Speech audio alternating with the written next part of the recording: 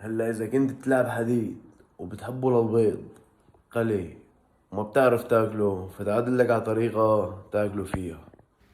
بتجيب حبة او حبات بندورة، بتجيب بيضتين او ثلاثة حسب حبك للبيض، وشوية فليفلة وتوم وزيت وشان الفيتامينات.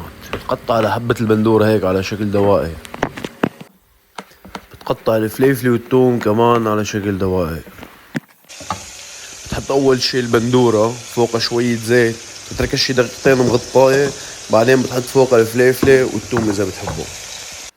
بعدين يا ابن العم بنيجي على المادة الرئيسية على البيض. بتجيب 3 بيضات وبتفقشهم فوقها للأكلة، بس بدون ما تخبص على البيضة مثل ما صار معي بأول وحدة. تمام حبيب، هون وبعد 4 دقايق منعين على الأكلة. إذا كانت مستوي شيلها وبوشك على الصالون على السلخ. لك وحياتها لأمي أطيب بيضات بالعالم هدول، أطيب بيضات تشوفهم بحياتك. وهلا صار فينك تاكلوا البيض. مبروك.